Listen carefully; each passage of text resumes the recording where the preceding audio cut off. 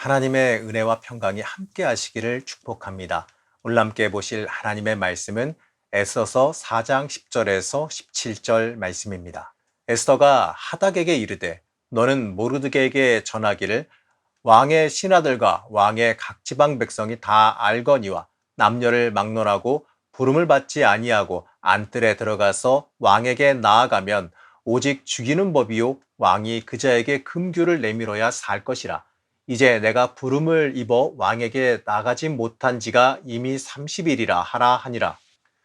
그가 에스더의 말을 모르드게에게 전하매 모르드게가 그를 시켜 에스더에게 회답하되 너는 왕궁에 있으니 모든 유다인 중에 홀로 목숨을 건지리라 생각하지 말라. 이때에 내가 만일 잠잠하여 말이 없으면 유다인은 다른 데로 말미암아 노임과 구원을 얻으려니와 너와 내 아버지 집은 멸망하리라. 내가 왕후의 자리를 얻은 것이 이때를 위함이 아닌지 누가 알겠느냐 하니 에스더가 모르드게에게 회답하여 이르되 당신은 가서 수산에 있는 유다인을 다 모으고 나를 위하여 금식하되 밤낮 3일을 먹지도 말고 마시지도 마소서. 나도 나의 시녀와 더불어 이렇게 금식한 후에 규례를 어기고 왕에게 나아가리니 죽으면 죽으리이다 하니라. 모르드게가 가서 에스더가 명령한 대로 다 행하니라. 하나님의 은혜와 평강이 함께 하시기를 축복합니다. 사람이 동물과 다른 이유는요, 삶의 이유와 목적을 생각한다는 데 있습니다. 사람은요, 내가 무엇을 위해서 존재하고 있고 무엇을 위해서 살아가고 있는지를 생각하며 살게 됩니다.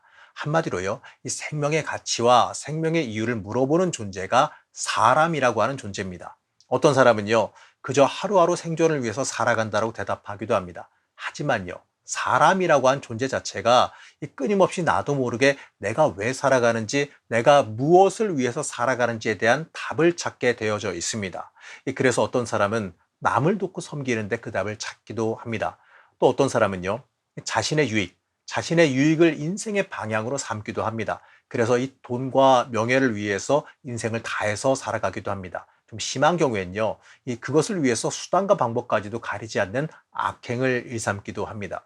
또 이 안타까운 경우가 있는데 삶의 이유와 목적을 결국엔 찾지 못해서 이 자신의 삶을 포기하는 사람들까지도 안타깝게 존재합니다. 이처럼요, 사람에게 있어서 이 삶의 이유와 목적이라는 것은 굉장히 중요한 일입니다. 그렇다면요, 우리 그리스도인에게는요, 어떠한 삶의 이유와 목적이 있겠습니까? 오늘 우리가 함께 읽은 이 에스더서는 이 그리스도인으로서 이 땅을 살아가는 삶의 이유와 목적을 아주 명확하게 알려주고 있습니다. 우리가 무엇을 위해서 이 시대를 살아가고 있고 또 우리가 무엇을 위해서 준비되어져 왔는지를 알게 해줍니다. 이 에스더서의 배경은요, 바벨론이 메데 바사 제국에게 이 멸망한 이후에 일어난 일을 배경으로 삼습니다. 이 성경에서 일어난 사건으로 시간적인 위치를 잡아보게 되면 이 스룹바벨의 1차 포로 귀환과 이 에스라의 2차 포로 귀환 사이에 일어난 일을 배경으로 하고 있습니다.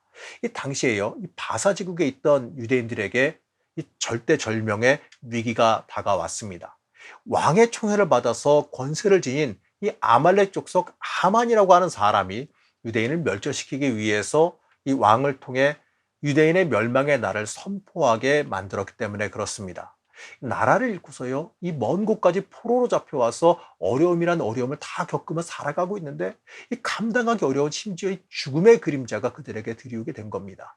유대인들에게 이제 최악의 위기가 다가왔습니다. 당시 궁전에서 관직을 하고 있던 유대인인 모르드게는요, 이 절대절명의 위기 가운데에 굵은 베옷을 입고 이 죄를 뒤집어 쓰고 성중에 나가서 대성통곡을 하게 됩니다. 사실 이 위기의 원인은요, 이 모르드게에게 있었습니다. 왕이 하만을 높이며 이 모든 사람이 하만 앞에 꿇어 절하게 만들었습니다. 하지만 모르드게는 이 종교적인 이유로 하만에게 절하는 것을 거부했습니다. 에서의 후손이자 이 대대로 이스라엘의 원수였던 이 아말렉 족속에게 꿇어 절할 수가 없기 때문에 그렇습니다. 그런데 그 결과로 하만의 보복이 유대민족 전체에게 임했습니다. 그래서 그런지 이 모르드게는요, 민족의 위기 앞에 나아가서 울부짖을 수밖에 없었습니다. 그런데 이 울부짖음에 우리가 주목해 볼 필요가 있습니다. 모르드게는 자신이 위험에 처할지라도 하나님의 대적자인 아말렉 족속에게 절하지 않았던 사람입니다. 그가 그냥 신세 한탄하며 울부짖진 않았겠지요. 이 당시 소식을 들은 유대인들이 행한 모습을 보게 되면 이 모르드게의 울부짖음이 어디로 향했는지를 알 수가 있습니다. 4장 3절 말씀입니다. 왕의 명령과 조소가 각 지방에 이름해 유다인이 크게 애통하여 금식하며 울며 부르짖고 굵은 베옷을 입고 재에 누운 자가 무수하더라. 소식을 들은 많은 유대인들이 애통하며 금식하며 부르짖었습니다. 이들이 애통하며 금식하고 부르짖는 대상은 당연히 하나님입니다. 이 부르짖는다는 것, 이 부르짖는다는 것 그 자체가 하나님께 도움을 구하는 행위이기 때문에 그렇습니다. 이것을 보게 되면요, 이 모르드게의 울부짖음도 당연히 하나님을 향했음을 알 수가 있습니다. 이처럼 위기의 순간, 이 절대절명의 어려움이 다가왔을 때에 우리가 어디로 향해야 되는지, 우리가 향해야 하는 곳이 어디인지, 어디에서 도움을 구해야 되는지를 알 수 있게 됩니다. 시편 121편 2절 말씀입니다. 나의 도움은 천지를 지으신 여호와에게서로다. 우리는 이 말씀을 잊지 말아야 됩니다. 위기의 순간에 우리의 살 길이 하나님께 있음을 잊지 말아야 됩니다. 자신을 아버지같이 양육한 이 모르드게의 소식을 들은 왕후 에스더는요, 사람을 보내서 왜 그러시는지 그 이유가 무엇인지를 알아보게 했습니다. 그리고 이 모르드게를 걱정하면서요, 이 굵은 베옷을 벗기려 그에게 의복을 보냈습니다. 모르드게가 단순히 개인적인 일로 슬픔을 표현하는 것으로 여겼기 때문에 그렇습니다. 아직 에스더는요, 어떠한 일이 일어났는지 그 상황을 모르고 있습니다. 그래서 왕후인 에스더에게 이 절박한 상황을 모르드게는 전달합니다. 8절 말씀입니다. 또 유다인을 진멸하라고 수산궁에서 내린 조소 초본을 하닥에게 주어 에스더에게 보여 알게 하고 또 그에게 부탁하여 왕에게 나아가서 그 앞에서 자기 민족을 위하여 간절히 구하라 하니, 하만으로 인하여서 민족이 멸절당하게 생겼으니 왕후인 에스더가 나아가서 문제를 해결하라라고 하는 요청이었습니다. 하지만 상황 파악이 좀 잘 안 되는지, 아니면 좀 이제 궁궐에 있는 자신에게는 상관이 없다고 생각했는지 이러한 답변을 보내왔습니다. 11절 말씀입니다. 왕의 신하들과 왕의 각 지방 백성이 다 알거니와 남녀를 막론하고 부름을 받지 아니하고 안뜰에 들어가서 왕에게 나아가면 오직 죽이는 법이요 왕이 그 자에게 금규를 내밀어야 살 것이라. 이제 내가 부름을 입어 왕에게 나가지 못한 지가 이미 30일이라 하라 하니라. 에스더의 이유는 논리적으로 맞습니다. 이 당시에 포악하고 강력한 왕 앞에 이 부름을 받지 않고 나가게 되면 죽이는 법이 있었기 때문에 그렇습니다.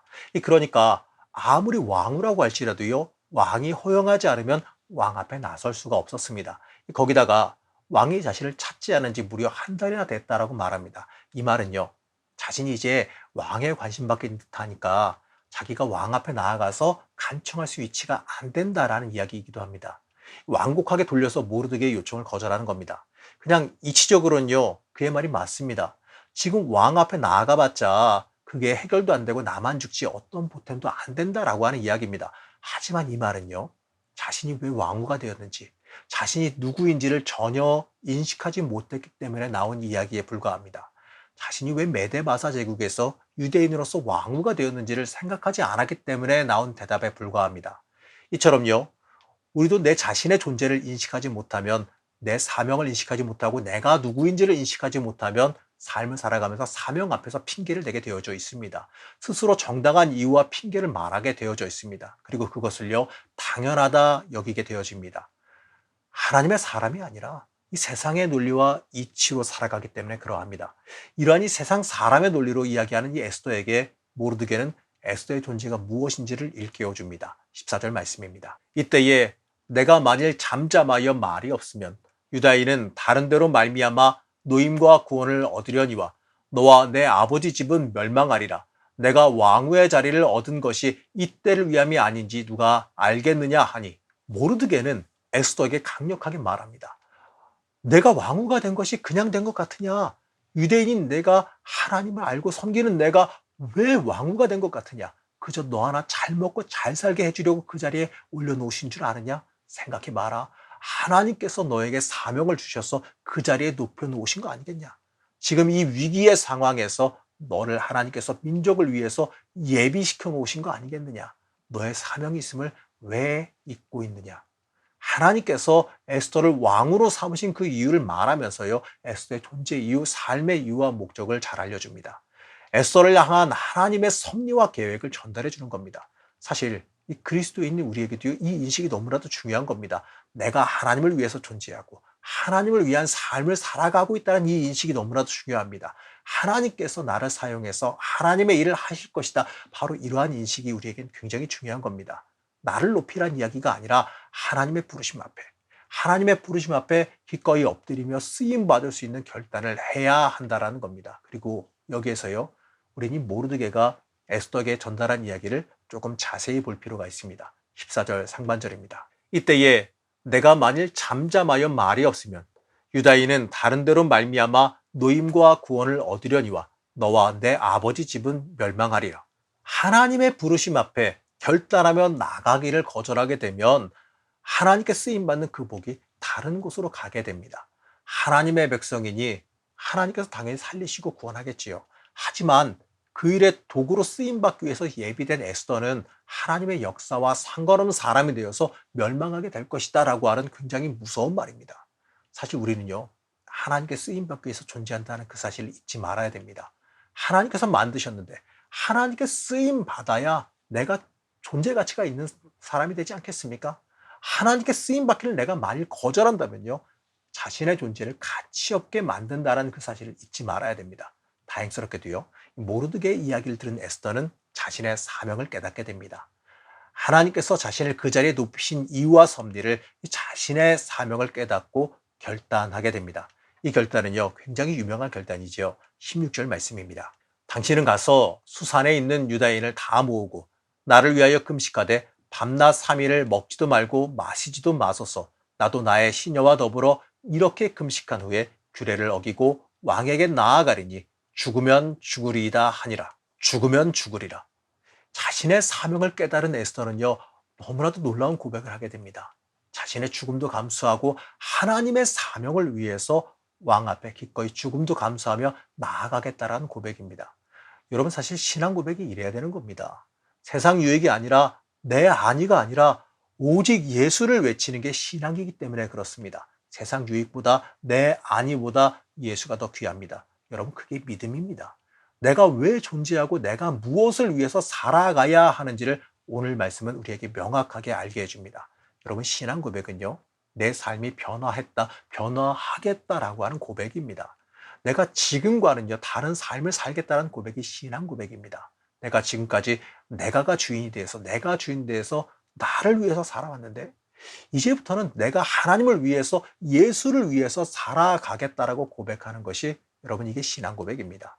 사도행전에 보게 되면 예루살렘을 향하는 사도 바울의 고백이 있습니다. 사도행전 20장 24절 말씀입니다. 내가 달려갈 길과 주 예수께 받은 사명, 곧 하나님의 은혜의 복음을 증언하는 일을 마치려 하면은 나의 생명조차 조금도 귀한 것으로 여기지 아니하노라. 사도 바울은 예루살렘에 가게 되면 유대인들에 의해서 이 자신이 공격당하게 될 것을, 위험해질 것을 너무나도 잘 알고 있었습니다. 심지어요, 유대인들이 자신을 잡아서 로마인들에게 넘겨줄 것이다 라고 하는 예언까지도 들었습니다. 이러한 걱정 앞에서 자신은 예수의 이름을 위해서 결박뿐만 아니라 심지어 죽을 것도 각오하였다라는 고백을 외칩니다. 사도 바울은 이 주님께서 주신 사명을 위해서 기꺼이 죽음까지도 감수했습니다. 예수를 위해서, 복음을 위해서, 사명을 위해서 죽음까지도 감당했습니다.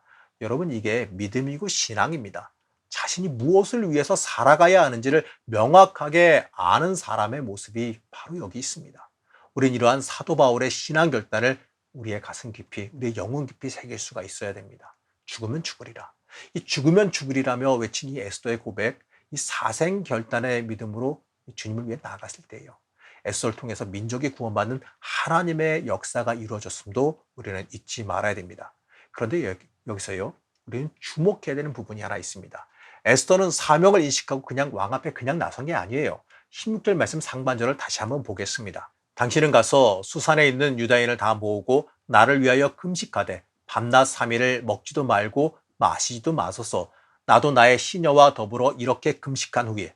모르드게와 유대인들에게 요청한 내용을 자세히 보시기 바랍니다. 수도 수산에 그 유대인들을 모아서 에스더를 위해서 3일간을 금식하면서 밤낮으로 기도하라라고 하는 요청입니다. 에스더를 위해서 기도하라, 이 말은요, 에스더 개인을 위해서가 아니라 민족 구원을 위해서 진행하는 이 일을 위해서 기도해 달라. 하나님의 일을 위해서 기도해 달라라고 하는 부탁입니다.